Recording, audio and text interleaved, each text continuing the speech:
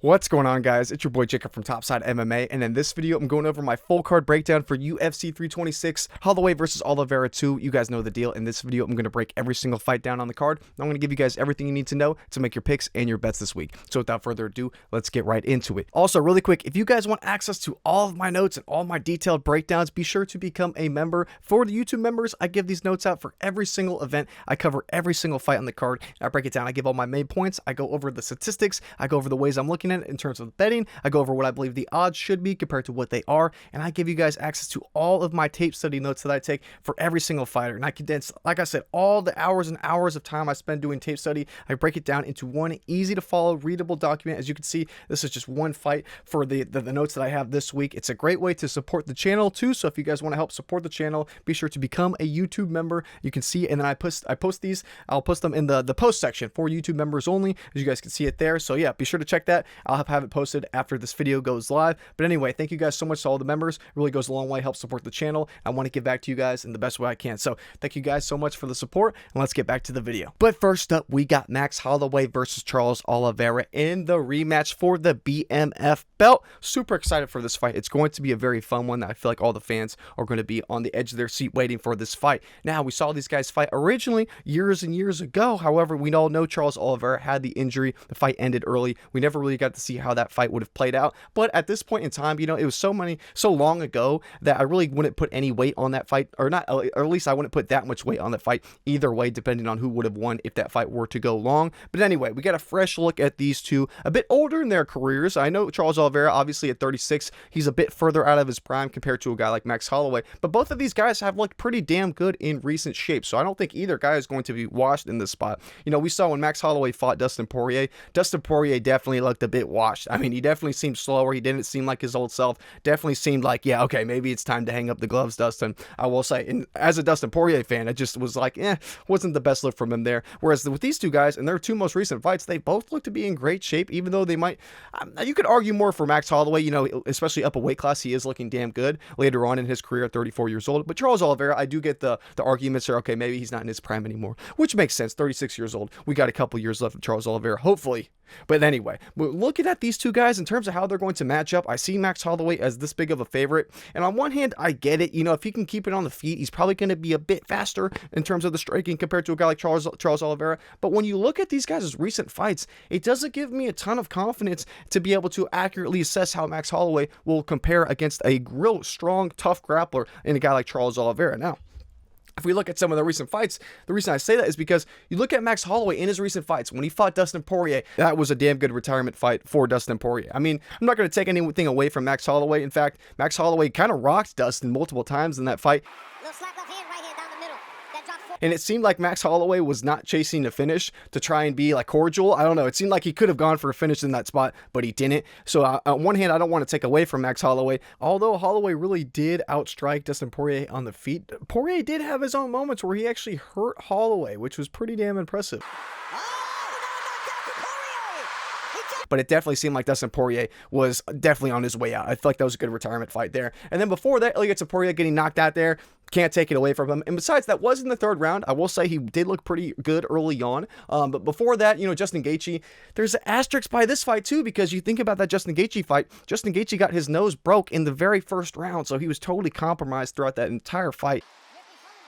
Oh, yeah, right on the nose. Oh, right. And I will say, credit to Max Holloway. Max Holloway was the guy who broke his nose, so it wasn't like some fluke ACL injury where neither guy really caused it. It was just unlucky. Max Holloway landed some spinning kick, broke Justin Gaethje's nose, so I will give him credit there, but there is that asterisk there that, okay, yeah, he outstruck Justin Gaethje, but Justin Gaethje was severely compromised. And then before that, the Korean Zombie, that was his retirement fight, so can't really put a ton on that. Before that, Arnold Allen and Volkanovski, they're strikers. They want to keep it on the feet. Before that, Yair Rodrigues, he will strike too. Calvin Kattar, Volkanovski. I mean, we've seen Max Holloway really only go against strikers. Like Justin Gaethje, Topuria, Korean Zombie, Arnold Allen, Volk. These guys are strikers. They want to keep it on the feet. So we have not seen Max Holloway tested against a grappler who is as dangerous as Charles Oliveira. I mean, you literally look at Charles Oliveira's last fight against Mateusz Garbrandt. Now, I know that was in Brazil. Charles Oliveira, mythical fighter in Brazil. He's never lost in Brazil. It's absolutely insane. But I will say, you know, people were saying, oh, Charles Oliveira doesn't have it anymore.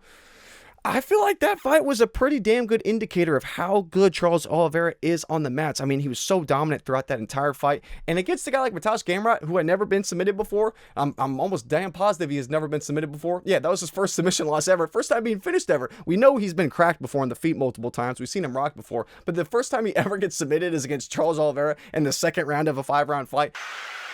Trying to grab the hands.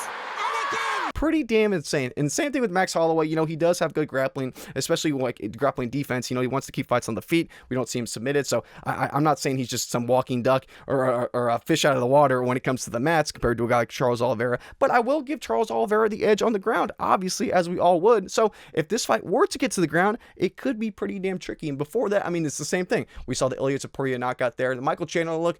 The second fight, you could argue this was not the best look here. I will say this decision, I know he got it, but there were certain points in that where he definitely did not look great against Michael Chandler. You know, Michael Chandler hurt him a couple times, but I will say Michael Chandler had some nasty behind the back of the head shots that were never called for that really kind of affected the way that people viewed that fight. So on one hand, I will say, you know, it didn't look great considering this was 2024, and especially, you know, Michael Chandler did have some pretty significant success in this fight, but like I said, there were the asterisks of, you know, he had the back of the head shots. There were some fouls that were not committed or that were not recognized by the referee, and ultimately Charles Oliveira did win that fight. And then before that, the Arman Tsarukyan fight, I mean, if Arman Tsarukyan's shorts did not come down just a little bit like that, he would have been submitted in that spot. He might go out. He might go out. So I, by no means, imagine if Charles Oliveira would have submitted Arman Tsarukyan in that spot. I mean, 2024, 2 years ago, imagine if that had happened. I know it didn't, but it was close. And the reason why it didn't happen was because of some shorts coming off. I mean, that's a serious, that's not some like, oh, he just got out of it. Kind of like an Ortega versus Volkanovski. It wasn't like that. You know, Volkanovski just dogged that shit out and he was able to survive that somehow. But with that, with Arman Tsarukyan, the shorts came down. That was, he got very extremely lucky there. So on one hand, you know, yeah, I understand striking on the feet against a guy like Michael Chandler, making it competitive, and now against a guy like Max Holloway, maybe, you know, I could see why people are more confident in a guy like Max Holloway. I am not writing Charles Oliveira off. And I'm extremely biased. I will say I'm a huge Charles Oliveira fan. I'm a Max Holloway fan too, but I'm nowhere near as much of a Max Holloway fan as I am of a Charles Du Bronx Oliveira fan. So I'm rooting for Oliveira. Will he win? It's a tough one to say because I do think Max Holloway at lightweight in this point in his career, the move up, I like it from him. He's looked pretty damn good so far. And I feel like as long as Max Holloway can keep it on the feet, his volume over 5 rounds will start to add up. His chin is better at this point in their careers, respectively, for both guys. So I like the durability side for Max Holloway. I like the striking volume on the feet, especially across 5 rounds. He really can kind of ramp up the longer this fight goes on. Whereas Charles Oliveira, he doesn't have the same volume as a guy like Max Holloway. I mean, you look at their strikes landed per minute, 7.20 for Max Holloway versus 3.35 for Charles Oliveira. But on the same time, though, Charles Oliveira does have the grappling upside. If this goes to the mats, I see Charles Oliveira obviously having a lot of success. I'm not saying he's necessarily going to submit a guy like Max Holloway, but we saw even against a guy like Garbrandt, who although Gamrot's not as good as a guy like Max Holloway, he's still an upper echelon guy. He's pretty solid all around. Although he's had the chin problems in the past, his grappling, that's what he was known for, and we saw just how dominant Charles Oliveira was in that spot. So by no means am I writing Charles Oliveira off. I do not want to bet on a Max Holloway as a big favorite, minus 225 favorite. This line has gotten wider and wider, which really doesn't make a ton of sense to me, because if Charles Oliveira comes in with a grappling heavy approach, I could see him having a lot of success in this fight. And I will say, though, from some sparring footage that I've seen throughout the upcoming weeks and months, Charles Oliveira, I don't know if you guys ever saw this, but there are clips of him where he's pointing to the ground and they're like preparing to point and stand and trade with each other, at least from the Charles Oliveira side, which isn't the best look because on one hand, it is for the BMF belt. Charles Oliveira, obviously at this point at 36 years old, I don't see him going back to the title anytime soon. Unfortunately, as that is, I mean, I wish it would happen. I really don't see it happen. So if he's kind of just in it for fun at this point, you know, obviously when he was in Brazil, you know, representing his people against Garbrandt, he was 100% dialed in. But if he's kind of preparing to stand and trade and just point to the center of the octagon against Max Holloway, that has given me a bit of a doubt in the back of my mind because I do trust the chin of Max Holloway more than a guy like Charles Oliveira at this point in their careers. It's a tough one to call. You know, I do like I said, I like the striking volume. I like the durability side of Max Holloway. I like the age factor here. I like the grappling upside of Charles Oliveira. But on the other hand, you know, the last thing I'll say is Charles Oliveira does have a nice little reach advantage in this spot. You know, 5-inch reach advantage will be significant here. And this, especially against a striker like Max Holloway, who's so fast and so crisp.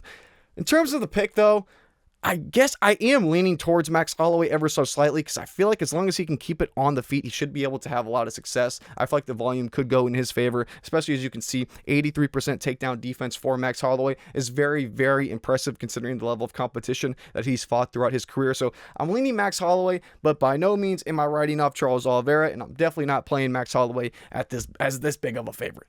But anyway, next up, we got Caio Borralho versus Reinier de Reder. And this is another one. I do not understand these odds whatsoever. What has Caio Borralho done to warrant being a 3-1 favorite over our boy Reinier de Reder? Now, on one hand, Reinier de Reder, his last fight against Brendan Allen was an atrocity. I mean, it was absolutely terrible. It was such a horrific performance from our Diyar. Maybe that's why this line is so wide. But on the other hand, I don't think Caio Borralho is warranted to be this wide of a favorite. You know, you could fade RDR all you want, but I wouldn't be that confident in Caio Borralho. You know, I do like this fight from a 3-round perspective for Caio Borralho because we saw in the 5-round spot when we fought Nasruddin Imavov, this was just a really bad look altogether. I will say I was pretty disappointed in the spot for a number of reasons. On one hand, you know, the striking did not look that great. I will say, I know Nasruddin Imavov is a striker. You know, he is pretty crisp on the feet. That's where he wants to keep it. But the thing that worried me for Caio Borralho is that, you know, I kind of knew that going into it. And I feel like we all did. We knew that Nasruddin Imavov is a damn good striker, and that's where he would want to keep it. But I figured, okay, Caio Borralho probably has the pure grappling advantage here. You know, I want to see if Caio Borralho is able to take it to the ground by any means in that spot. He was not able to. I mean, Caio Borralho's offensive wrestling looked absolutely terrible in that spot. He had no success in bringing the fight to the ground. There it is. Ingredients for this one. Good action. And on one hand, you could say, okay, maybe Imavov's takedown defense is just improving and it's looking really damn good. And maybe it's just Imavov's takedown defense, you know, held up super well. But on the other hand, didn't really love the entries of Caio Borralho. I mean, he had a couple trip attempts, but he didn't really do anything with it, and he was comfortable getting pieced up on the feet by Imavov across 5 rounds. I mean, it was a pretty dominant performance for Imavov. Caio Borralho really didn't make that many adjustments throughout that. So overall, I was pretty disappointed in Caio Borralho in that spot, especially gets to the end, you know, the 5th round. Neither guy's really pushing that high of a pace in that fight. And I feel like, okay, Caio Borralho, you're in France. You know you're going to lose a decision to Imavov. It's not going your way in France. You know that. 5th round comes around. He didn't really even try and go for the finish. He didn't really try and push a pace all that much. It was just a lackluster performance all around. He didn't seem like he was really committed at any point in that fight. And it was disappointing. You know, it was very disappointing. So to see him as this big of a favorite in this spot doesn't give me a lot of confidence. Why would I want to play that when I just saw him really not go for any type of finish, not really push that high of a pace? Maybe he was worried about gassing out. Maybe it was the 5-round spot that kind of made him so hesitant. So I don't want to completely just dog on him for that performance because, you know, obviously we haven't seen him in the 5-rounder before. And this being the 3-rounder, it could help him out quite a bit more. But I will say that just rubs me the wrong way. I guess you could say the same thing with RDR. But anyway, we'll stay with Caio Borralho for now. But before that, we saw Brendan. Actually, I did not watch this, but he beat Brendan Allen grappling. Pretty damn impressive there. But before the Jared Cannonier fight, watch this one back. And I will say, in that spot, Jared Cannonier, I don't know how old he was at this time, 39 years old, probably pushing 40 at that point. And there were rounds where Jared Cannonier was winning the rounds. It was just Caio Borralho. There were 2 rounds like that. I forget which rounds off the top of my head. I believe it was either like the 2nd, and then there was the 4th and the 5th. There were a couple rounds like that where Jared Cannonier was actually outlanding Caio Borralho, and he looked damn good. Jared Cannonier looked like he was winning the rounds, or at least making it extremely, extremely competitive. But then Caio Borralho would hurt him at the very end, and then kind of secure it on the scorecards. About 10 minutes. And then before that, Paul Craig, obviously. Paul Craig is Paul Craig. Abbas Magomedov, not the highest level guy. So it's like, and then before that, Mikhail Olszewczuk has no ground game. I'm not completely sold on Caio Borralho just yet, because we saw him face an upper echelon guy in a Nasruddin Imavov really kind of shit the bed. And that's the only really upper guy. I mean, I would put nothing but respect for Jared Cannonier. Killer Gorilla is my fucking guy. I love him. But at this point in his career, 40 years old, he's kind of like Angela Hill, you know, in the sense of like he's older and he's still kicking ass and he looks damn good for his age, but he's by no means getting close to the belt. It's just not happening. You just got to be a realist here, as much as a Killer Gorilla fan as I am. It's just not happening. And Paul Craig, it's like, I'm not writing off RDR after seeing those type of performances. His last 3 performances do not warrant being a near 3-1 favorite over a guy like RDR. Because on the other hand, RDR is a goofy ass dude. I get it. You look at his game, it's extremely unconventional, and trust me, I get it. It's goofy as hell. But I mean, even look at the fight when he fought the fight when he went against Bo Nickel. Everyone was writing him off in that spot. People thought Bo Nickel was going to run right through him, me included. I thought Bo Nickel would beat RDR. Maybe that was a stupid pick on my end, but I feel like that was kind of the public consensus. People thought Bo Nickel should beat RDR. I guess there was a lot more hype on Bo Nickel by then. But anyway, besides the point, we've seen RDR kind of go against the odds, look good in the past. And I will say, the fight that kind of makes me feel like RDR really has a decent shot in this fight was when he fought Rob Whittaker. Now, a lot of people argued this split decision. Oh, it should have went Whittaker's way. I watched this fight back. I think it was fair to score it for RDR. I think RDR won at 48-47, in my opinion. I get why people might say, you know, Whittaker should have won that fight. Either way, I feel like you can't be mad. You cannot call that a robbery by any means. In my opinion, I think RDR won that fight. And the reason why I like this fight, and to give me a little bit of confidence actually in RDR, is because we know Whittaker is a damn good striker. I know Whittaker is a bit older at this point in his career, but Whittaker on the feet right now is better than Kyle Borralho. And RDR looked damn good on the feet against Whittaker. I mean, both guys had a lot of success. Now, Whittaker was probably the better pure boxer. He was definitely piecing up RDR at times in that fight. But the thing about RDR, about his game, is that if he is struggling on the feet, he just gets in close. He doesn't give you any space. He gets in the clinch. He gets nasty. He lands these nasty knees to the body. I mean, we've seen his game. We know his clinch work against the cage is so dangerous. And it's like one of those, it's almost like a DDP of like, how is it working? You know, it's like, it's almost so unconventional to the point where you're like, how the hell is this guy having success? But he just keeps on having success. And we know his grappling is good.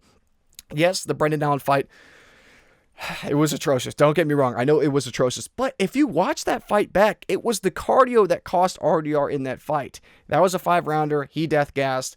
Different than a 3-rounder against a guy like Kyle Borralho, because we saw in that spot, yes, it was a 4th-round finisher. He made it all the way through the 4th, didn't start the 5th round. But I will say, you know, RDR looked damn good in that spot in that first round. I mean, in that first round, RDR completely dominated Brendan Allen in the grappling. I mean, he dominated him. But the thing was, he was just backpacking him for 5 full minutes nearly of that round. I mean, he was controlling him the entire time. He burned his legs out, got exhausted after that, and it just wasn't the smartest. It wasn't the smartest game planning, knowing it was a 5-round fight. Tried to do the same in the second round. A round and a half into that fight, he was death gas after a round and a half, which was weird. It definitely was a weird look altogether. I will say, not the best look from RDR. But, however, I will say, you got to look at that first round and be like, okay, he had a ton of success. The main issue there was the cardio. If the cardio issue is fixed, he could have done the same exact thing to a guy like Brendan Allen. I think it was more so Brendan Allen's cardio looked phenomenal in that spot. He really impressed me, considering he's had cardio issues in the past. But anyway, I don't want to completely just say that performance was all around terrible, because Brendan Allen, it's not like it's not like Brendan Allen mopped the floor with RDR. It was more so RDR looked great, then death gas. So I do give him a little bit of credit there. Before that, like I said, the Rob Whittaker fight, he looked damn good in that spot. I know he dealt with the adversity, but Whittaker's a better striker than a Borralho. Before that, Bo Nickel, the crazy upset there. And then before that, yeah, I'm not really putting too much on a Kevin Holland or GM3. But you guys get what I'm saying. I feel like this fight could be a lot more competitive than the odds might suggest. And I really don't know what warrants Kyle Borralho being this wide of a favorite. We know RDR is coming in here with a slight reach advantage. He's going to make it nasty against the cage in the clinch. I don't know. I just have a bad feeling about this. There is no way in hell that I am playing Kyle Borralho as a minus 300 favorite. Now, I got to see something from RDR. After that last performance, after he shit the bed so poorly, this is one I'm avoiding altogether. I don't want anything to do with this. I'm not going near this with a 10-foot pole. But I feel like it is kind of like a dog or pass. Even if you were to take RDR pre-fight, just say, hey, like kind of going for it, like risking it, like, hey, we'll go RDR pre-fight, see if the line's tightened up, then maybe do a potential live bet hedge on a Kyle Borralho. But besides that, there's nothing really I want to do with this. In terms of the pick, I really don't have a strong lean on this. I seriously thought the odds would be maybe not quite a pick 'em, but I thought they'd be damn close to it. So to see this, I'm kind of mind blown. Maybe at this point, I feel like the pick is almost, I'm letting the odds bias my pick towards a Borralho pick here because I thought it was going to be a lot closer than this. So I really don't have a strong lean on this one. So I guess for now, I'm going to wait later in the week, see if anything comes to me, see if anything stands out. But for now, I really don't have a strong lean. Don't really have a good pick for this one. But anyway. Next up, we got Rob Font versus Raul Rosas Jr. This is kind of a similar situation here. Because on one hand, we know Raul Rosas Jr. is the far superior grappler, the much better grappler. And we know that if he lands a takedown here, Rob Font is one of these guys that we have seen time and time again. He does stupid shit. Rob Font gives up takedowns incredibly easy. I mean, you look at his takedown defense, 43%.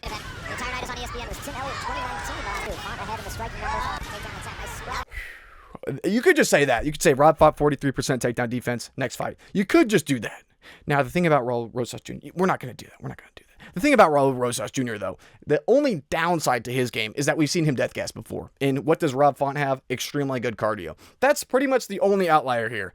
If Raul Rosas Jr. death gasses here, then Rob Font could come back and knock his ass out. I will say that Raul Rosas Jr. does have damn good durability, so I'm not really too worried about him getting knocked out. Rob Font doesn't have this crazy knockout power. He just kind of pieces guys up over time, almost like a Holloway in the sense. But anyway, I feel like Rob Font early in round one is going to get dominated. I mean, Raul Rosas Jr. in round one is going to look like a minus 1,000. Hell, even in round two, he might look like a minus 1,000. If he does not submit Rob Font early on, which I really don't see happening, we've only seen Rob Font submitted one time throughout his entire career. This could be very interesting because I really feel like if this were to go to the distance, if it went all 3 rounds, we're going to see Raul Rosas Jr. clearly win the first round. I feel like Rob Font likely wins the 3rd round. Now it's coming down to the 2nd round. It's going to come down to Raul Rosas Jr.'s cardio.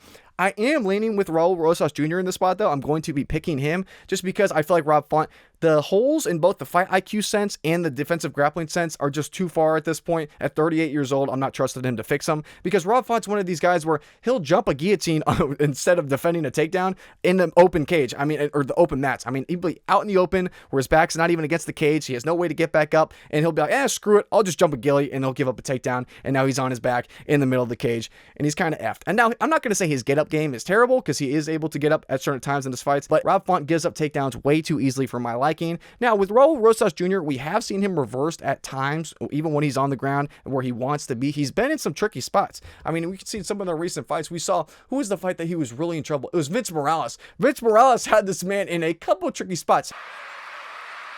Hell, Ricky Turcios had him in a tricky spot. Ricky Turcios, I believe, had the rear naked choke wrapped up in the very first round. That was close for a second. He almost had it.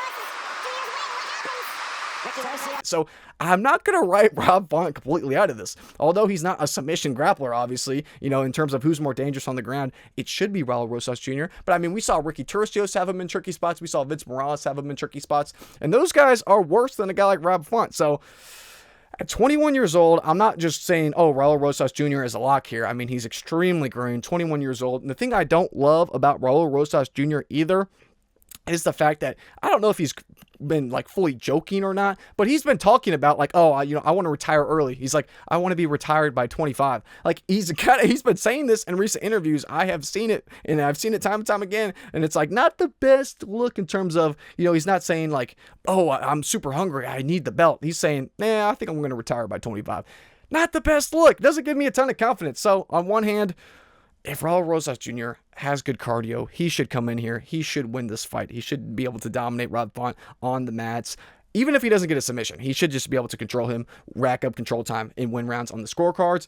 But there are other concerns because we have seen him death gas. I mean, the last time we saw it against C-Rod when he lost that fight, 2023, so I'll give him some credit there. 3 years ago, he has likely improved it since then. But even in the Vince Morales fight, or no, it wasn't the Vince Morales fight. Was it the Roachling fight? There's one other fight that was recent where his cardio didn't look great. And actually, no, in the Vince Morales fight, his cardio did look pretty damn good. But anyway, you guys get what I'm saying. We have seen him struggle in the grappling for moments, like a Ricky Turcios. It was just a moment. He definitely won the round. It was just Ricky Turcios had a moment there at the end. I feel like a crafty vet like a Rob Font could cause some commotion for a guy like Raul Rosas Jr. But either way, I am going to go with Raul Rosas Jr. I feel like he should be the much better grappler here, and as long as he doesn't death gas, he should be able to get his hand raised. So anyway, next up, we got Gregory Rodrigues versus Bruno Ferreira. Now, This is one I keep going back and forth on. Because on one hand, I do worry about the chin of Gregory Rodrigues. RoboCop, we've seen him chin before in the past. Now, this is a rematch between these two guys. And what do you think happened the first time? Obviously, Brunno Ferreira knocked out Gregory Rodrigues.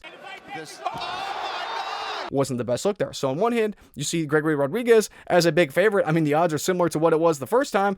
It can't give you the most amount of confidence in this type of a fight. However, though, I feel like RoboCop at this point in his career has made the much larger advancements. I feel like Gregory Rodrigues now versus 2, 3, 4, 5 years ago has looked night and day better compared to a guy like Brunno Ferreira.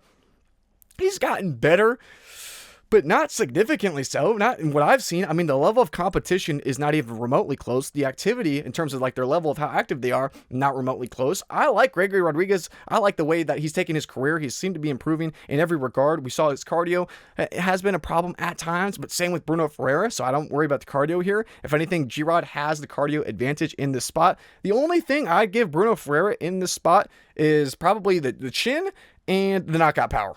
That's probably the only thing I'll give him. In terms of the technical striking, I like Gregory Rodrigues. I feel like his technical striking actually is pretty damn solid. The reason why I like this too is because we've seen it tested against a much higher level of competition. The last time these guys fought, making sure you guys can see this, we saw they fought in 2023, 3 years ago. So on one hand, you should factor that fight into consideration here, because it's not like it was 8, 9, 10 years ago. 3 years ago, I still put some weight on that. But anyway, besides that point, besides that fight, we saw him fight CLD. We saw RoboCop fight CLD back in 2024. This was an insanely good look from RoboCop. I was so impressed by this performance. Christian Leroy Duncan is a high-level striker. He's very tricky on the feet. Gregory Rodrigues was having success on the feet, and he dominated CLD in the grappling. I mean, for 3 full rounds, he was bullying CLD like his little brother. Huge right hands. That's a nice takedown. I mean, Gregory Rodrigues mopped the floor with Christian Leroy Duncan. It was way larger of an ass kicking than I thought going into that fight, and it was extremely impressive to see from RoboCop. I really put a ton of weight behind that fight, just to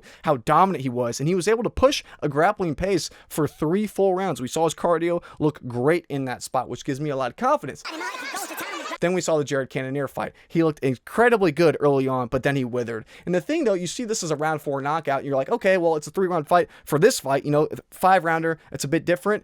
On one hand, yes. But I will say, it was in the 3rd round where he was death gassed. I mean, I say probably 2.5 rounds into that fight, he was death gassed. I mean, Jared Cannonier finished the round by nearly finishing RoboCop. RoboCop kind of got saved by the bell in that spot, and then the 4th round starts, and he just instantly falls. I mean, 21 seconds into that 4th round, it was over.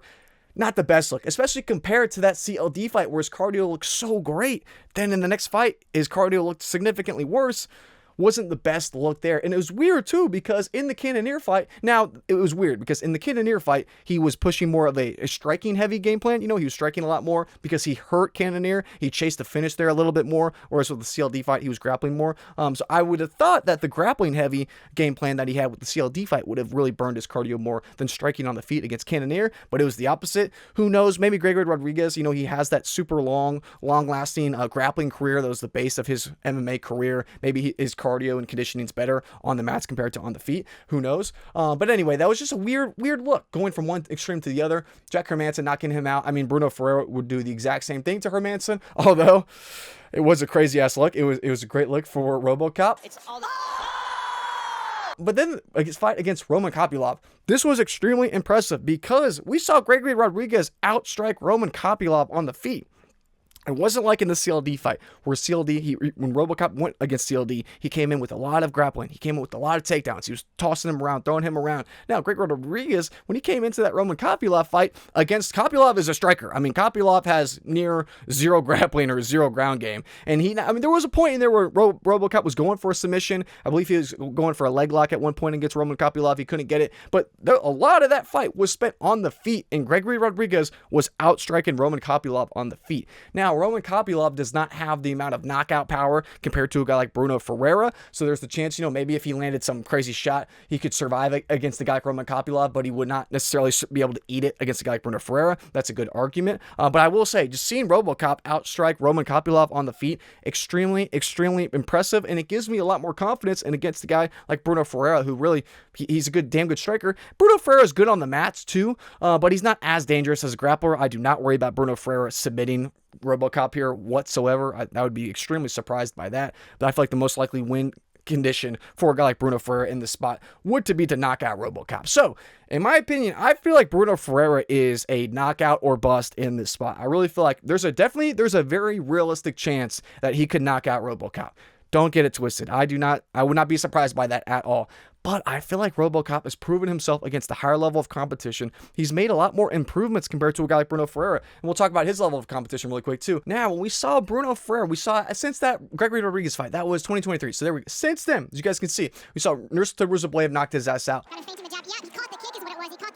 Not the best look, not the worst look. I actually think Nurgozhay is a slept-on prospect. But anyway, Phil Hawes, Dustin Stolfus, those are good knockouts. Phil Hawes is a bit more chinny than Dustin, but not the highest level of competition. Abbas Magomedov, that's when he death gassed in that spot. Armen Petrosyan, striker only, no grappling whatsoever. Then Jackson McVeigh, not the highest level guy. We all know that low-level dude. And then Marvin Vettori, at this point, completely washed, and he came in overweight in this spot too. What did he come in? 189 in this spot. So he missed weight and went to I don't want to say life or death decision. He definitely beat Marvin Vettori, but that was more so Marvin Vettori shit the bed. I mean, he looked like absolute garbage in that spot. It wasn't that Bruno Ferreira looked just amazing out there. But anyway, the level of competition in recent years, I really like the side of Gregory Rodrigues significantly more than a guy like Bruno Ferreira. I mean, in the last year alone, Marvin Vettori, Jackson McVeigh, and Armen Petrosyan versus Roman Kopylov, Jared Cannonier, and Christian Leroy Duncan.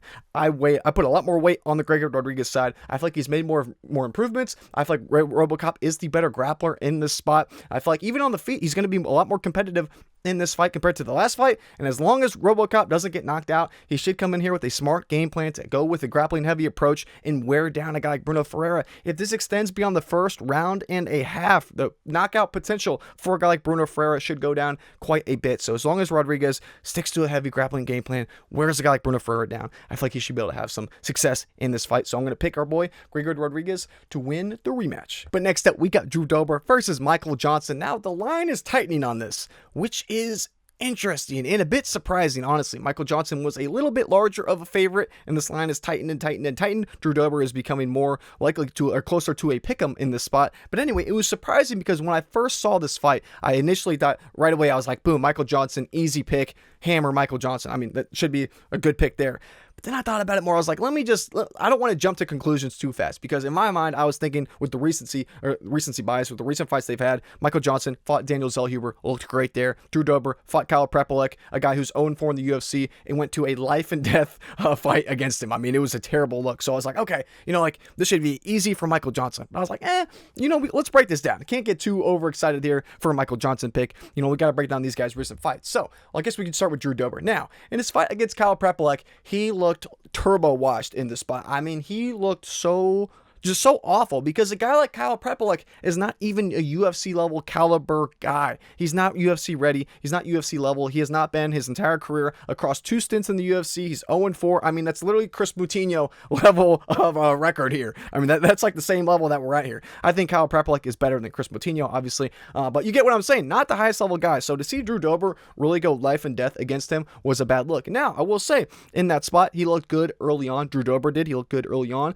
but Kyle Prepolek really started to ramp up the longer the fight went on. Second round, it was close. It was back and forth round, but Drew Dober arguably could have been winning the round, but then last couple seconds, Kyle Prepolek rocks Drew Dober, hurts him. Drew Dober got saved by the bell against Kyle Prepolek. I'm going to have the clip playing in here because that shit was atrocious. Third round comes around. Drew Dober hits him with a nut tap. They're in Canada. They take a point for it right away. Pretty shitty. But anyway, Drew Dober comes out like a madman after the break, knocks the mouth guard out of Kyle Prepolek and knocks him out. Now, the thing we knew about Kyle Prepolek, he's not that good, but he does have a damn good chin. As you can see, 18-10 record, but you know how many times he's been knocked out? Once. That was the only time he's ever been knocked out in his entire career. His mouth guard came out in that spot too, so at that point, the ref couldn't obviously break it up to put the mouth guard back in. It was over at that point. Drew Dober was just landing shots. He had no mouth guard. I don't blame the ref for calling that one off, but it wasn't like his chin was cracked. It was just like he couldn't intelligently defend himself. But anyway, my point is Drew Dober got saved by that last second knockout. I mean, he was on his way to a draw at best, and the mouth guard came out, really kind of gave Drew Dober the win there. I mean, he gave him the chance for that knockout. So seeing him go to war against a guy like Kyle Prepolek, not a good look. And then you look before that, Manuel Torres completely runs right through him. Now, I'm not even going to hold him for the loss there because, I mean, if we saw Manuel Torres go against Michael Johnson, I could see him doing the exact same thing to Michael Johnson. Don't get it twisted. But the bad thing about that spot is that if you watch that fight back, the knockout was so bad. The amount of damage that Drew Dober took in that spot was terrible. I mean, Manuel Torres, El Loco, he comes out there, knocks Drew Dober down, and Drew Dober's hanging onto a single leg. Manuel Torres is landing up. He landed like 15 uncontested hammer strikes to the head of Drew Dober. The ref finally calls the damn fight off. Drew Dober gets back to his feet after a second. He thinks the fight is still on. I mean, he's walking Manuel Torres down with his hands up because he thinks the fight is still on. Manuel Torres is like, holy shit, bro, like, what's going on? That's how bad the damage was there, and it really shows how much damage Drew Dober has accumulated over his career. I mean, I understand. You look at the age between these two. Drew Dober's the younger man, 37 versus Michael Johnson at 39. In terms of miles on the tank, in terms of like miles on a car here, Drew Dober has taken a lot more damage, and I think the amount of miles on his engine or in his car here is a lot higher than a guy like Michael Johnson. I feel like it's really starting to catch up to him, and in my opinion, I feel like this Kyle Prepolek fight was the nail on the coffin for me. I was like, all right, I can no longer pick Drew Dober in a UFC level fight against anyone with the pulse, because at this point, you're getting rocked by a guy like Kyle Prepolek. We saw him come off a nasty knockout against Manuel Torres. Gene Silva absolutely beat the shit out of him. Now, I will say, a lot of people say, well, Drew Dober outstruck him early on in that fight. You know, on paper, he outstruck Gene Silva.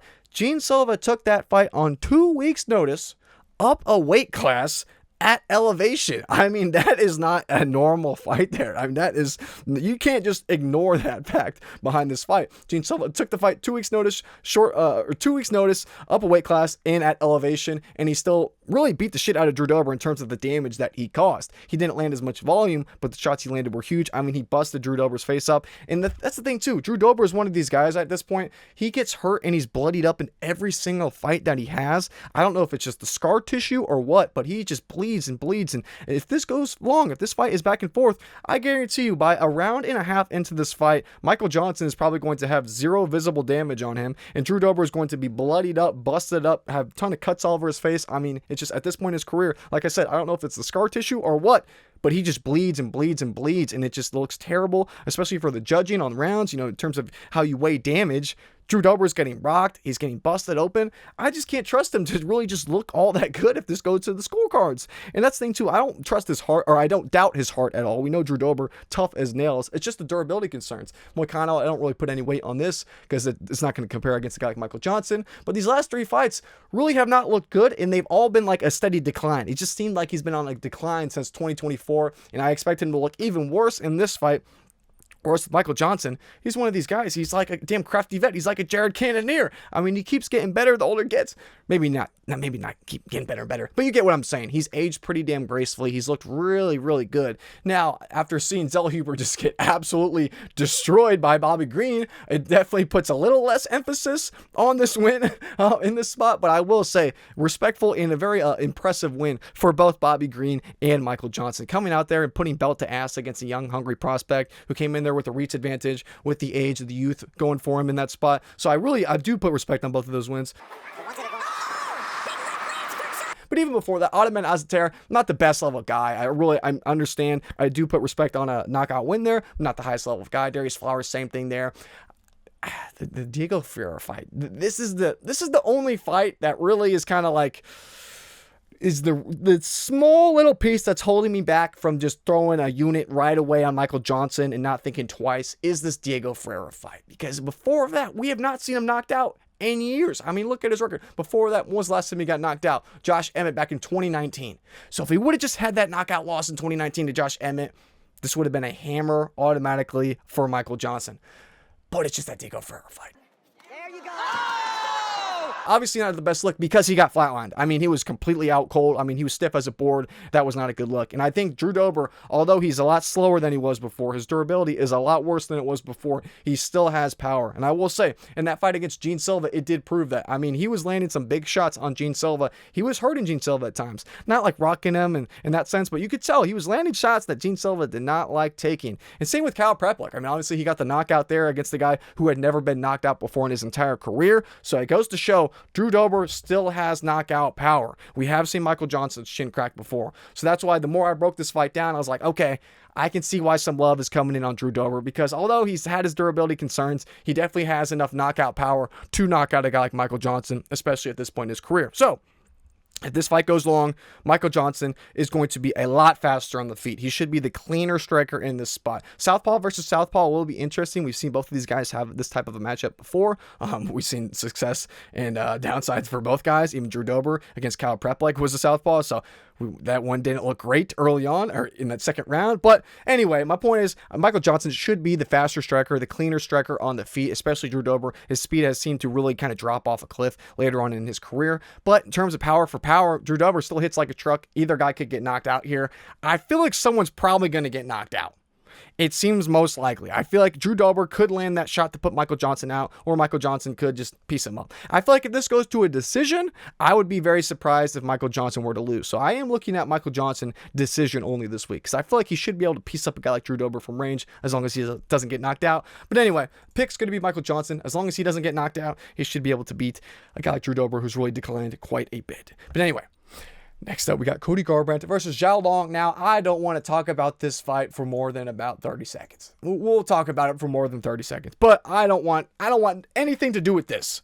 Cody Garbrandt is one of these guys where if we're breaking down the fact that he's an underdog in this spot, you know why he's an underdog in this spot? It's not like he's 47 years old and he's hanging on by a thread. It's not like a Silva versus Adesanya. It's not like that, where you got a crafty vet, but he's like damn near 45 years old. It's not like that. Cody Garbrandt is 34 years old, but somehow he is turbo washed. And it's not like he's turbo washed because he's slow and he's washed. He just doesn't give a shit anymore. It is so infuriating because the fact that he's an underdog in this spot is absolutely insane. But am I going to bet on Cody Garbrandt as an underdog? F no. I do not trust Cody Garbrandt because he's one of these things where he's better than Xiao everywhere.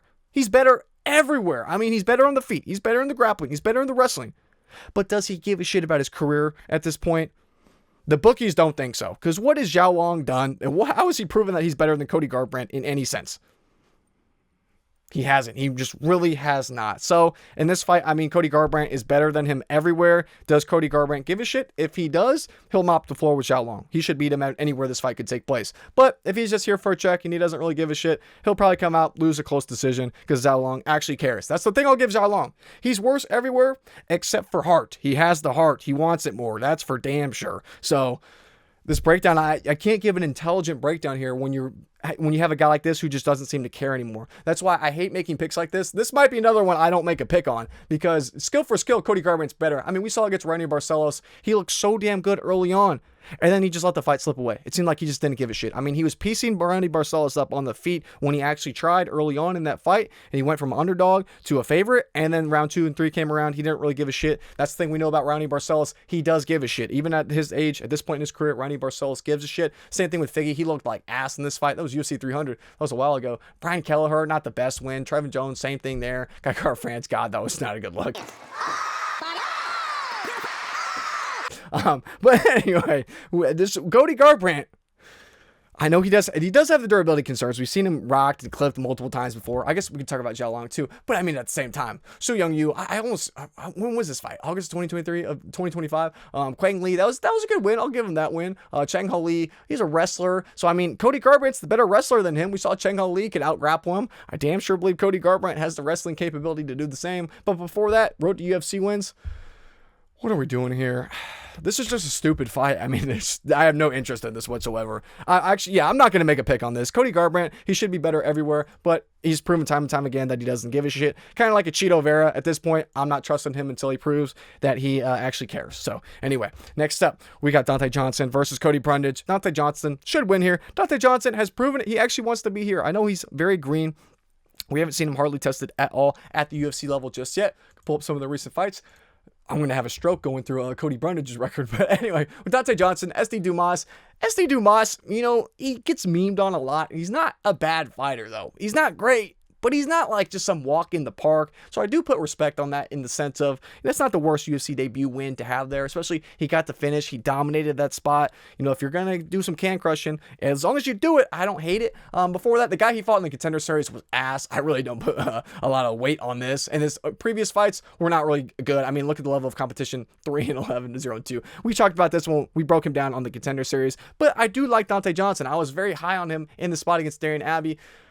It was kind of a bit of both. I like Donte Johnson, but Darian Abbey was just kind of ass. It was a bit of both there. But then Cody Brundage, I wanted to give Cody Brundage a glimpse of hope for this fight. And you know, in the last fight he had against Cam Rouston, you guys saw the breakdown of, or if you didn't, I gave him some credit in that spot. I said, you know, if Cody Brundage actually comes out here and wants it, I think he could beat a guy like Cam Rouston. I really think he could. Skill for skill, I think he has it there, because I think Cam Rouston is extremely overrated. I'm not high on Cam Rouston. So it was kind of a bit of both there. But anyway, I thought if he wanted it, he could have it. But he just completely gave up. He went out there and quit. I mean, he completely gave up. What was this? I can't believe it made it to the second round. I forgot that. In the first round, he actually did have some moments of success when he could kind of go in. He could close the distance. He was hurting Cam Rouston at times. Not like hurting him crazily or anything like that, but he did have some moments there. But before that, their Mechanico fight, I thought he won this fight. I thought it was a pretty shitty decision. So I put a little bit of respect on that against Eric Mechanico, who's really, I know he hasn't proven a whole lot at the UFC level, but he hasn't had the best run in terms of his favorable matchups have really not gone his way. Mansour Abdul Malik, I think, is a very high level prospect. I'm pretty high on, and that was competitive.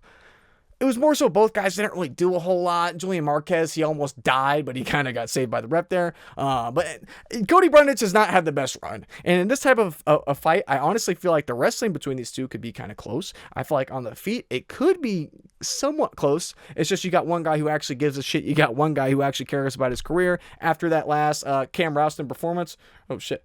Sorry, I just pulled up my Apple Music somehow. I don't know how that happened. But anyway, we had some guy who actually cares like a Donte Johnson. After that Cam Rouston performance, you will never see a Cody Brundage pick from me ever again until he proves that he actually gives a shit about his career. But he hasn't done that yet. So for those reasons, Donte Johnson is the pick. But next up, Cody Durden versus Nyamjargal Tumendemberel. Now, this is another one. This almost reminds me like the Cody Garbrandt fight. But in this one, I'm actually probably going to pick the underdog in Cody Durden. There is an asterisk by that. I'm not picking him just yet, but we'll get there. Now, Nyamjargal Tumendemberel really isn't just not that good. I mean, he's not a high-level fighter. He's proven it time and time again. Anyone we've seen him fight with a pulse, and even not even a high level of competition, he's not looked good. I'll pull you guys over. The fight that was atrocious, and the reason why I'm going to pick Cody Durden is the Carlos Hernandez fight. Now, Carlos Hernandez is not a high-level guy. I don't know if he's still in the UFC. He probably got cut 10-5, 3-4 in the UFC. Just lost to Hyung Park back in May of 2025. He could be still in the UFC, but he's just not a high-level guy. Anytime we've seen him go against anyone, we saw him get grapple-fucked here. We saw him get grapple-fucked against Ray Saruya. We saw him get grapple-fucked against Tatsuro Taira, I give him the most credibility for that. And even now, Al Nascimento, I will say that is a respectable loss. All these losses are pretty decently respectable. Maybe not the Ray Saruya or Hyung Park, but at least Tatsuro Taira and Al Nascimento. But I will say, Carlos Hernandez is one of these guys where he's kind of just... Man, he just doesn't really have a lot of finishing upside. He's a bit of a grappler, but he's just not that great. He's not that strong, not that physically imposing. And we saw him just mollywop Nyamjargal in that spot in the grappling. I mean, it seemed like Nyamjargal had nothing. And that was, when was it? 2024, November of 2024. So about a year and a half or so, or right around there since that last fight. I don't have any trust in this guy. He's not proven it at all whatsoever. So, pull back to Nyamjargal. Since then, we saw him fight on the road to UFC. Before that, it was road to UFC. These guys are just not high-level guys he's fighting. Terrence Saturn, who the fuck is that guy? I mean, the level of competition is just not good. And I watched this one too. I watched this back, but I'm blanking off the top of my head. But anyway, he has not proven it against a single high-level competitor. The highest-level guy that he fought is Carlos Hernandez, and he got dominated. I mean, the split decision, the only reason why this was a split decision loss, Nyamjargal was getting dominated the entire time, and that's the thing I'm going to give him. To his credit, he has knockout power. That's what he does have, and that's how he could win this fight. That's the only reason why that fight was close. Carlos Hernandez was winning the majority of the fight. It was just he got clipped once or twice throughout that fight, and then they kind of favored that round for Nyamjargal as opposed to Carlos Hernandez just because of the damage that Nyamjargal landed on Carlos Hernandez. So against a guy like Cody Durden, who we've seen his chin has not looked great in recent years, he's kind of seemed to decline. I get the vision there. I get why people might be on Nyamjargal. And there's a real chance in this spot that he could knock out Cody Durden. The reason I'm going to pick Cody Durden is because he actually has that wrestling base. It's just a matter of if he gives a shit, if he's actually training, and if his cardio is there. That's why I'm waiting to fully pick Cody Durden until we see the weigh-ins, because I got to see from Cody Durden. And before, in the past, years ago, he was known for his cardio. He was known for good durability. He was known for pushing a pace. It seemed like he actually gave a shit. It seemed like he really cared. In recent fights, he just hasn't looked that way. So we've seen recently, I mean, we saw against the Jose Ochoa fight. He looked good in the first round. He was having some success wrestling, but then he just completely fell apart. Second round, and his chin gave up too. I mean, his chin got cracked terribly in that spot. Alan Nascimento, I'm not even going to hold him that much because Alan Nascimento is a tricky grappler. I do put respect on that loss. Same, obviously, with Joshua Van. But before that, the Brunno Silva fight, too, that was a back-and-forth war. Both guys had a lot of success. Tagir Ulanbekov, that's a respectable loss, too. The level of competition that Cody Durden is losing to they're all high-level guys. And they're tricky grapplers. You see got submitted there. A decision, obviously, to Josh Van. Jose Ochoa knocked his ass out because his cardio was the problem there. But Tagir Ulanbekov getting choked out there, not the worst. Brunno Silva hits like a truck. We know that. So I put respect on these losses. We just got to see what shape Cody Durden comes in. If Cody Durden comes in good shape, it looks like he actually gives a shit. He will, and he has good cardio. He could easily, and I mean easily, wrestle fuck Nyamjargal to a decision win. I mean, he could dominate this man in the wrestling, and it will not look remotely close. I mean, if you could guarantee me with 100% certainty that Cody Durden's chin would hold up and that he had the cardio to go for 3 rounds, I would put 10 units on Cody Durden and not think for a second about it, because he has every way to win. In terms of the skills, he's better than Nyamjargal. He is better than him, especially with the wrestling. So, gonna wait for weigh-ins, gonna see what type of shape Cody Durden looks to be in, if he actually seems like he gives a shit. And that's the thing I will say, at 34 years old, it's not like he's turbo washed and he's old and he's geriatric and he can't do it anymore. It just seems like his heart hasn't been in it. Now he's on a 3-fight skid. He's probably fighting for another contract to really put food on the table. So if Cody Durden comes out here in top form like he really cares and really wants it, I think he could definitely beat a guy like Nyamjargal. So, like I said, waiting for the weigh-ins, but for now, I'm picking Cody Durden as the underdog. But next up, Rafael Tobias versus Diyar Nurgozhay. This is another one. I just want nothing to do with this. Rafael Tobias. Now, you look at his record, you say, oh my God, 14-1. This dude must be insane. He must be the next top prospect. I mean, from Brazil, he must be the next, I was going to say Gelton Almeida, but that hasn't aged too well. But anyway, Rafael Tobias, he's looked decent so far, but I'm not sold on this guy. I'm really not sold on him. I do not think he's that great. He's kind of a grappler bust. His hands do not look great. His striking is not very good. His grappling is his strong suit, but he doesn't have the best wrestling. How is he going to have success in this fight? I mean, he's probably the better submission artist just because Diyar Nurgozhay is dog shit in terms of the grappling, but he has a wrestling background. So I think Diyar Nurgozhay could be able to keep this fight on the feet. And if he's able to keep this fight on the feet, this could be interesting because I don't think either of these guys have great striking. I'd say in terms of the striking, it's probably pretty even, because neither guy's good. They're both pretty poor on the feet. You look at their reaches too, 74-inch reach versus 74-inch reach. I actually like the southpaw versus orthodox advantage for Diyar in this spot.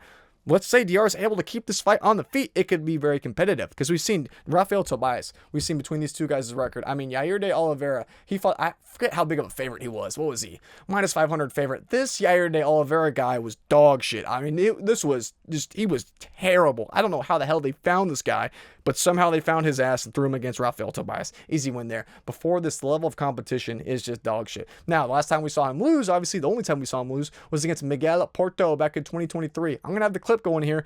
This was not a good look. I mean, he got chinned, and he got chinned pretty badly. He's not throwing as many, but he lands with... So do I trust the chin of our boy Rafael Tobias? You're absolutely not. And you know who has an even worse chin? Diyar. And I get why Rafael Tobias is the favorite, because I feel like it's a bit of just looking at the numbers and you see, okay, a young kid who has this good of a record, 14-1 against a guy who's gotten choked out in both of his UFC losses.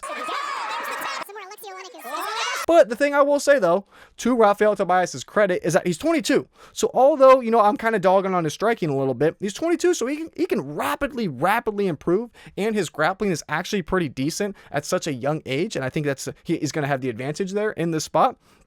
So I expect to see his striking improve from fight to fight. And at 22 years old, like I said, we will see those improvements in his striking. And if he really kind of makes his striking a lot more well-rounded, he could have a lot of success. I'd be a lot more confident in him. It's just the chin concern. I do have that after that knockout loss that I saw from him. So there are the asterisks by both guys. This is one I really just do not want to touch. But you definitely can't take a dog shot on Diyar Nurgozhay because he's ass. I mean, Brunson Ribeiro, he came in so overweight in this fight. How heavy did this MFer weigh? He came in 210. He came in weight at 210 pounds at light heavyweight. I mean, he didn't even give a shit. And he got dog walked. I mean, Brunson Ribeiro submitted his ass. Yep, got the Kimura round 2 there. We saw Ron Satibaldia, who actually I think is a decent prospect. I put more respect there. But anyway, round 1 submission there. Diyar is just not good. So untested prospect with not the best striking versus a guy who's just kind of ass, but he does have the wrestling. So if this fight is back and forth striking for 15 minutes, I think it'll look closer than the odds suggest, but we will have to see. So for now, I don't even want to make a pick for this one either. I guess I'll pick Rafael Tobias just because Diyar Nurgozhay has proven to be ass. Seems like a trap. But anyway, next up, Sumudaerji versus Jesus Aguilar. Now, I'm excited for this one. It's going to be a fun scrap. I feel like this is a pretty simple breakdown as well. Sumudaerji is going to be the better striker. I mean, you look at the stats between these two. Sumudaerji has a near 10-inch reach advantage. I believe it's like 9.5, but I know on here it says 10. But either way, a 10-inch, let's say 10-inch reach advantage is absolutely insane. I mean, it's insanity. On the feet, Sumudaerji should be able to have a ton of success against Jesus Aguilar. I mean, when do we see 10-inch reach advantages for a fighter? We hardly ever see that because that just doesn't happen. So Sumudaerji should be the much better striker on the feet. He should be able to land from range. He should have a lot of success from distance. Now, here's where it gets interesting. We have seen Sumudaerji struggle with the grappling before in the past, and you could look at it 2 different ways. On one hand, you could say, okay, well, Sumudaerji has struggled against high-level grapplers. Tim Elliott and Matt Chanel are high-level grapplers. They're good submission artists. And with Jesus Aguilar, I know he has a lot of wins by submission, but you look at his submission wins. He's a guillotine merchant. You see a guillotine choke, guillotine choke, a guillotine choke, guillotine choke, guillotine choke. He's getting guillotine chokes, and guillotine chokes are going to be a lot more available if someone's shooting a takedown on Jesus Aguilar. Sumudaerji is not going to be shooting takedowns on Jesus Aguilar. It's not going to happen. If anyone's going to have the offensive wrestling in this fight, it's going to have to be a guy like Jesus Aguilar. So how is Jesus Aguilar going to submit a guy like Sumudaerji? I don't know how he's going to do it. He's going to have to land takedowns, but Jesus Aguilar isn't exactly that big of a wrestler. He's not that great of an offensive wrestler. I don't know how he's just going to be able to just land chain takedowns against a guy like Sumudaerji, who's going to be so damn tall and lengthy in this spot. He's going to be able to sprawl against the cage extremely well. I see him having a lot of success that way. So I'm not too sold on the fact that Jesus Aguilar can just come in here, land takedowns, and try and land a submission against a guy like Sumudaerji. Because we've seen Jesus Aguilar, like I said, he's more of a guillotine merchant. He's not wrapping up some tricky submissions. I mean, we saw Tatsuro Taira armbarred him in the first round. I mean, it wasn't the best look there. And then we saw when Sumudaerji did get submitted, Matt Chanel got him in a triangle choke towards the end of the second round. Tim Elliott got an arm triangle choke there. So those are more complex submissions as opposed to just a guillotine, where you're kind of shooting yourself into a guillotine. Because Jesus Aguilar, he is tricky with the short little arms. Maybe he could get some type of scramble going where he gets Sumudaerji in a tricky spot. It could happen. I don't know. I personally don't see it. I do think the odds are a bit wide because I do think Jesus Aguilar, he's always live for the submission. And let's say the scrambles get a little bit, a little tricky, a little dicey between these two guys. Who knows? Maybe Jesus Aguilar could come in here, look pretty good with the offensive wrestling, have some success there. I just don't know if he's going to be able to do that. And if he doesn't do that, he's going to lose on the feet. He's going to lose a striking match for 15 minutes. So I feel like Jesus Aguilar is pretty much a sub or bust in this spot. And we've seen, I will say, Sumudaerji has seemed to look pretty damn good in recent years. He seemed to improve his game quite a bit because we saw Charles Johnson, obviously impressive loss there in the sense of I put a lot of respect behind that loss. Getting submitted by Tim Elliott, Matt Chanel. This is the best look in the world, but I'm not going to completely dog walk him for that. But we have seen his grappling, or his defensive wrestling rather, his takedown defense. We have seen it tested against Mitch Raposo. He looked pretty damn good. Now, I will say, he did do a couple, there were a couple moments in that spot where Sumudaerji was doing some stupid shit. He would throw a spinning kick that allowed Mitch Raposo to just easily land a takedown on him. which was infuriating watching that back, I will say.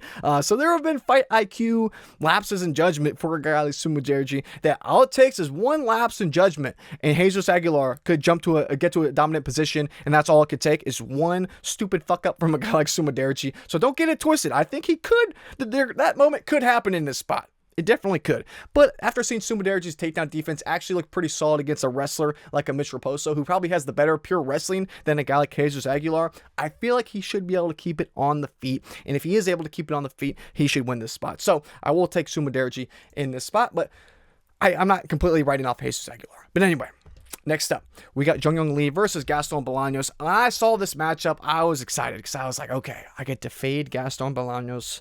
Let's go. And then I saw the odds and I was like, son of a bitch. I'm probably going to have to set this one out. But I'm torn because Jeong Lee has really shit the bed so far in the UFC. But I just cannot stand Gaston Bolaños. He's one of these guys where he is just not very good. He is a one-trick pony. I mean, his grappling is piss. He is a former Muay Thai guy. He was some apparent world champion in Muay Thai, but then we saw him face a competent striker like a Marcus McGee. If you have not seen that fight, I urge you to watch that fight, because you would watch that and you could say, oh my God, how did Bolaños ever get into the UFC? And I think that's a genuine question. I mean, when was that? That was back in 2024. Marcus McGee put on such a masterclass performance. I mean, he beat the living dog shit out of Gaston Bolaños. I mean, he hurt him in multiple rounds, dropped him, knocked his ass out.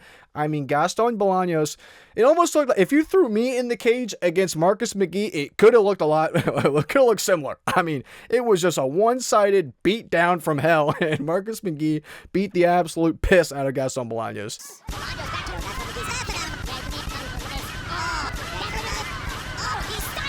And Gaston Bolaños being a striker, that's what was just so embarrassing about that performance. It was such a terrible look. Now, Marcus McGee is a high-level guy. I put respect on the loss in sense of Marcus McGee is good. It's just how dominant that performance was looked terrible. Then when he fought Cortavius Romeus, he had success there because Cortavius Romeus was able to take him down. Gaston Bolaños, his grappling is absolute dog shit, but Cortavius Romeus didn't do any damage when he got the takedowns. Gaston Bolaños was able to get back up, and then he fought Quang Le, and I think this is why the odds are so wide. Quang Le, I put respect on that. I think Quang Le is a good fighter. I was pissed that he got cut from the UFC. I'm still pissed about that. Quang Le should be in the UFC. He's actually good. But he just got dog walked. I mean, the grappling was a one-sided ass kicking. I mean, Quang Le came out there looking like Islam Makhachev against Gaston Bolaños. So Gaston Bolaños has looked like absolute dog shit on the feet. He's looked like absolute dog shit in the grappling. It makes sense why Jeong Lee is this big of a favorite.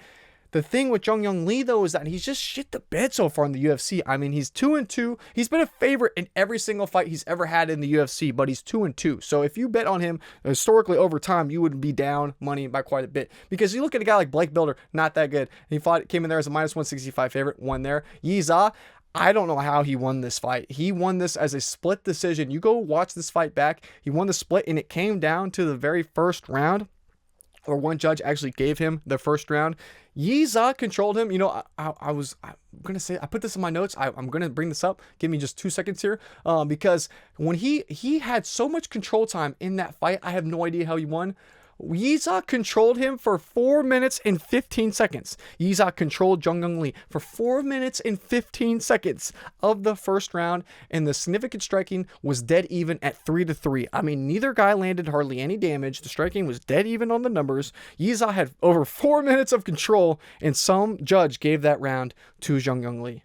And that's the reason he won that fight. That's the only reason he won that fight, was because of that first round. So you could look at -250. He could be 1-3 in the UFC right now, close as a favorite in all of those fights. You want to bet as a guy who's lost as a favorite arguably 3 times in the UFC and now is a -260. I'm not dying to do that. That doesn't seem like the smartest idea to me, because the only guy that he's really beat in the UFC is Blake Builder, who's not good. And then we saw Hyder Emil. I mean, the fight IQ looked like dog shit there. He went and engaged in a war, went shot for shot in the pocket like a madman. I mean, it looked like Holloway versus Gaethje. the last seconds of that fight. He got knocked out there. And Daniel Santos, I will put respect on this because Daniel Santos is an impressive prospect. And it was interesting too because Gaston Bolaños was supposed to fight Jusang Yu, and we saw Daniel Santos recently knock Jusang Yu out. So it puts a little bit even more respect on this loss for Daniel Santos there. But either way, I mean, he still lost that fight, and he was a favorite there. We saw there too. So I'm not dying to play Jeong Lee when he's been notoriously this bad. Kind of like last week, we talked about Island Perez, where Island Perez is actually a good fighter to bet on. She's never lost as a favorite, and she's 1-1. Or now she's 5-0 as a favorite in the UFC, and she's 1-1 as an underdog. So if you bet a unit on her in every single fight, you'd be up big over the long run. Jeong Lee is the exact opposite. But in this matchup, Gaston Bolaños is just dog shit. So the pick, clear as day, I'm 1,000,000% picking Jeong Lee. Would he shit the bed? And would I be surprised if he came out here and shit the bed again and he went 1-4 as a favorite in the UFC? No. But at the same time, I'd rather die than pick Gaston Bolaños in a UFC fight. So anyway, next up, we got Luke Fernandez versus Rodolfo Bellato. Oh my God, this card is just brutal, man. In terms of like the value, this is probably the worst betting card of the entire year, at least in my opinion. I don't know why Rodolfo Bellato is this big of an underdog. I feel like it's a lot of like, there's certain fights when you see the odds on the fights and you can kind of just tell, you've been doing this long enough, I can just tell like this is like a TikTok ass odds where it's like people really aren't doing the tape study. They're just looking, they're like, oh, Rodolfo Bellato, no contest to Paul Craig. This guy sucks. Like they're just looking at the record off paper for 2 seconds and then just making their pick, hammering Luke Hernandez in every parlay and going about their day. I would not recommend doing that though, because I am not writing off Rodolfo Bellato in this spot. In fact, I think he's extremely live to pull off the upset. Not because I don't think Luke Fernandez is good. I just have way too many questions for Luke Hernandez. And I'm going to explain, I'm going to break him down for you guys because I feel like a lot of people are not doing their tape study on a guy like Luke Fernandez, because if you do your tape study, you cannot be confident in Luke Hernandez as a huge favorite. You just cannot. The reason why I say that is because you could look at some of the highlights of Luke Fernandez. Some of these fights he's had on the CFFC in the recent years, I forget off the top of my head which ones, but you look at some of these highlights where he's landing these crazy slams. I mean, he's knocked guys out right away. He's had these moments where he's looked really good. But the one fight that was just really a terrible look was against a Christian Edwards we saw back in 2025, May of 2025. So just a year ago, this Christian Edwards fight, this was a really, really bad look. Christian Edwards, 8-4, former Bellator guy. What was his record in Bellator? 5-3 in Bellator. So it's not like he's just some tin can, but at the same time, not the highest level guy. I mean, it really is a journeyman. 8-4, not the best level of competition. You watch this fight back. It's a 4-round fight, which is interesting. It went to a decision, but if you watch it, you can see literally 5-minute rounds of four of them. But it was really just not good. I mean, the striking was abysmal. Luke Fernandez, the striking looked like shit. Did not look good in the spot. He was forced to grapple the entire time. I mean, it was so. This was one, actually, if you don't want to watch this fight, I really am not encouraging you guys to do so, because it was probably the most boring fight that I had to watch throughout doing my tape study for this entire card, was this fight. It was just horrendous. I mean, Luke Fernandez had no answers other than just trying to hold this man against the cage, because on the feet, it was extremely competitive. Both guys had success against the cage, just controlling the other one, but neither guy really had any answers other than just control time. I mean, it was a terrible look, and the reason why he won this fight was just because Christian Edwards started to slow down. You could argue that Luke Fernandez lost this fight. It was that unimpressive from either guy. Neither guy did jack shit. It was a bad look. And like I said, Christian Edwards is not that good. So on one hand, after seeing that performance, I am not I'm not dying to play Luke Fernandez at the UFC level as a big favorite. And that's the thing too. He's just extremely green. He's 30 years old, but has a pro record of 6-0. Why is he this inactive? I don't know why. I don't know if he just came into the game later. I mean, his first professional fight was in 2023. So on one hand, yeah, he is a later bloomer in terms of being a prospect. But just against the guy like a Rodolfo Bellato, he's had his moments. Don't get me wrong. But he's kind of like a Cody Brundage in the sense of, you look at his record, especially on Tapology, he has like the fucking like rainbow record. He got a loss, a no contest, and a draw, and a win. I mean, he has them all, like a damn Pokemon collector here. But I will say, he's not like a Cody Brundage in the sense of Cody Brundage kind of seems like he doesn't give a shit anymore, especially after that last fight. But Rodolfo Bellato gives a shit. He definitely still cares. And I will say he's looked decent against not the highest level, but a much higher level of competition compared to a guy like Luke Fernandez. I mean, you look at their wins between both guys, or even the guys they fought overall, wins and losses included, the level of competition is not even remotely close. Luke Fernandez has not fought anyone actually with a pulse. You could argue Christian Edwards has a pulse. But compared to a guy like Rodolfo Bellato, the level of competition, not even close. Jimmy Crute, he dealt with a lot of adversity early on. We all saw that. He nearly died in that first round, but he came back. I think Rodolfo Bellato still deserved to lose this fight. I think Jimmy Crute won the first, and I think Jimmy Crute won the second round too. But we saw Rodolfo Bellato beat Jimmy Crute in that third round. I think that was pretty decisive there. And then Paul Craig fight. I know that was a bad look all around. The Paul Craig, just crafty vet, got in there, the up kick, no contest. That's when Rodolfo Bellato did the acting job. We all saw that, and I think that's why people are just fading the shit out of him. But I think he was down. Bellato was out. For the rest of time at this point. But I feel like that's foolish. It is foolish to do, because the Navajo Sterling fight, you go and watch this fight back, I will say Rodolfo Bellato looked pretty impressive in this spot.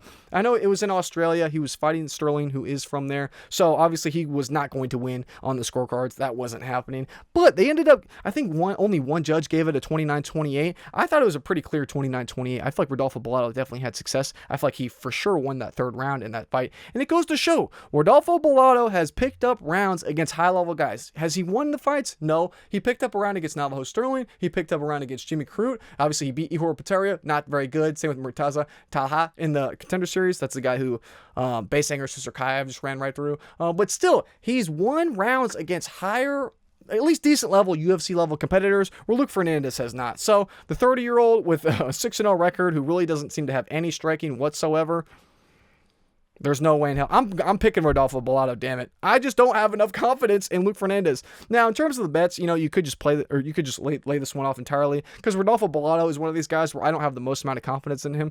But you look at these guys, you can see, okay, they're both 30 years old. Rodolfo Bellato has proven a lot more against a much higher level of competition. So I'm not the most confident in Rodolfo Bellato. Don't get it twisted. This is not like a pick. I'm dying. I'm not dying on this hill. There's no way in hell I could even consider putting a dime on Luke Fernandez. But anyway, the pick, I'll go with the underdog. I'll pick Rodolfo Bellato. But anyway, Ricky Turcios versus Alberto Montes. I'm excited to talk about this one too. This is a weird one in the sense of, I don't know why the hell Alberto Montes, I don't even know why he's here. I know he won a contract on the Contender Series, but it's weird. He was one of these guys where I just have not been very impressed with his performance, and somehow he's coming in here as a big favorite UFC underdog, or UFC debut. He's coming in as a big favorite against a guy like Ricky Turcios. It's not as extreme as the last fight, as like the Luke Fernandez fight. It's not quite like this, but it's kind of similar. We're getting a UFC debut who's really not very proven, and now they're coming in as a somewhat significant favorite against a pretty tested UFC veteran at this point in the game, if you want to call him that. But Alberto Montes, he's one of these guys where he's kind of like I don't want to say he's a grappler or bust, because he does come from a Taekwondo background, and you can see it in his fights. He does have like a more of a Taekwondo karate-esque style where he's in and out, a little bouncy on the feet, bladed stance. But it's weird because he has that Taekwondo background, but he doesn't use it a ton. He's more than happy to grapple. He's hunting for submissions. He'll give up position to get submissions. He's kind of, I don't want to say sub or bust in the sense, but he definitely is hunting for submissions. And as a historical striker, I guess, where he's kind of grew up with, it is a bit odd. But anyway, he does have a nasty submission game. He wraps up a bunch of submissions, so I don't blame him there. But against a guy like Ricky Turcios, I think Ricky Turcios is extremely live this week. And I'm just going to go ahead and say it now. I'm picking Ricky Turcios. I'm picking a lot of underdogs this week. I feel like there's a lot of underdog opportunities this week. Am I going to bid on Ricky Turcios? I don't know. I haven't got there yet. But anyway, Alberto Montes, I'm just not very impressed with him, I will say, because the only time we've seen him face a decent level of competition, we saw him face Ira Lukowski. This Ira Lukowski, 2-0 at the time. This guy is an absolute journeyman. 3-4, and you're getting flatline KO'd by Ira Lukowski. Not a good look. And I'm going to have a clip playing because I watched this shit back. It was atrocious. I mean, his chin looked like dog shit. I mean, it just got completely shattered.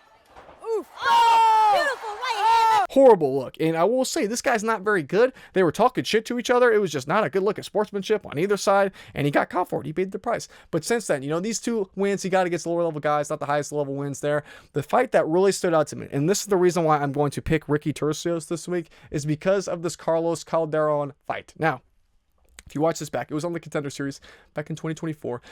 If you watch this fight back, we saw Alberto Montes. He loses the first round. And why did he lose it? Is Carlos Calderon all that high level of a prospect? 9-4? No, he's not. He's really not. Justice Torres, I saw he just got this win recently. But besides, he's not a high level guy. Not a high level guy. 9-4.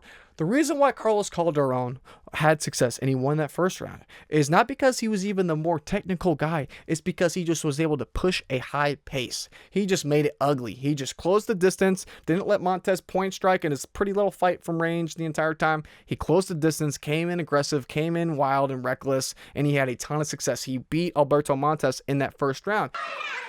This is even crazier. How heavy are the arms of Montes from Sp- Now, you saw he got submitted in that second. I thought I was on Carlos's page. He got submitted in that second round, 2 minutes, 38 seconds of the second round. Why did he lose the second round? Because he death gassed. I mean, he pushed too high of a pace in the first round. His cardio was pissed. He got submitted in the second. If Calderon had a great cardio in that spot, he would have won the fight. He would have won the fight if he could have pushed that pace for 3 full rounds.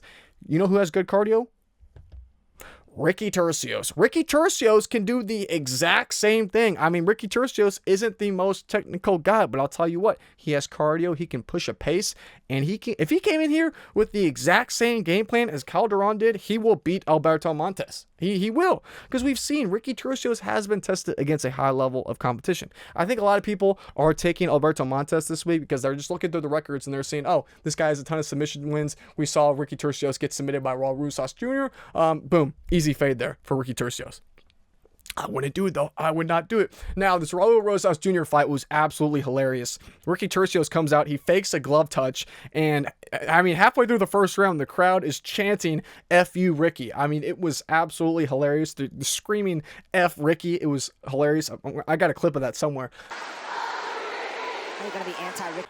But it was funny as hell, and we saw obviously Raul Rosas Jr. ended up getting the submission there. But I will say, Ricky Turcios, he had moments of success. He had a rear naked choke attempt on Raul Rosas Jr. in that first round. It was pretty damn close, and that was a good look against a grappler like Raul Rosas Jr., who's really kind of, I don't want to say a prodigy in the sense, but 21 years old with this much success at the UFC level. When else do we see that? Hardly ever. So I don't want to call him just like a prodigy. I don't think he's going to beat something crazy. But I will say that was impressive from Ricky Turcios to have that success with the grappling. He had a submission attempt there. And then before that, or after that, we saw Bernardo Sopai. This was a competitive, very close fight. In fact, I feel like it was arguably going Ricky Turcios' way. It was just he got hurt. I mean, he could have had a lot more success. He arguably could have won that fight, but he got knocked down by Sopai later on in that fight. And that's ultimately what sealed his fate in that spot. So, this type of a fight, Alberto Montes, I don't think he has the knockout power like a Sopai. Sopai doesn't have the cardio. His cardio has been a problem in the past, and I don't worry about the cardio of Alberto Montes, because especially in that last time we saw him in that fight against Calderon, second round, his cardio looked great. So I feel like cardio for cardio, these guys are even. So now we got skill set here. I don't think Alberto Montes is all that great. He's not really proven all that much. Ricky Turcios has looked decent. He's picked up rounds against pretty decent UFC level competition, picking up rounds against a guy like Bernardo Sopai, impressive there. So I'm not writing Ricky Turcios off. I have to see something more from Alberto Montes to have any confidence or picking him this week. So I'm going to go with the underdog. For now, I'm going to go with Ricky Turcios. I think he could have a lot of success as long as he makes this fight ugly. If he comes in here, kind of does the same thing he did against Bernardo Sopai, especially we saw in that third round of that fight, he was just walking him down with no regard. I know he got hurt, but when he was just kind of disrespecting, or not disrespecting, but not respecting the power or the shots coming back his way, just making it ugly up against the cage, making it up and close and nasty. I think he could do the exact same thing against Alberto Montes, have quite a bit of success. So there's no way in hell I'd even consider a bet on Alberto Montes. I will say that. But anyway, guys, Oh, I think that does it. That does it for the full card breakdown. Thank you guys so much for watching. I know it's well, I don't know how long this one's going to be. Maybe a little longer than normal. But anyway, hopefully you guys enjoyed. Hopefully you guys found some value. If you did, drop a like, drop a comment, subscribe if you're new. It goes a long way. So anyway, thank you guys so much for all the love on the recent videos. I'm going to come out here soon with the locks and traps, best bets, weigh-in recap. You guys know the deal. All the same videos coming out this week as per usual. But anyway, guys, thank you so much again for all the love on the video. Until I see you guys soon, it's your boy Jacob from Topside MMA, and I'm out. So peace.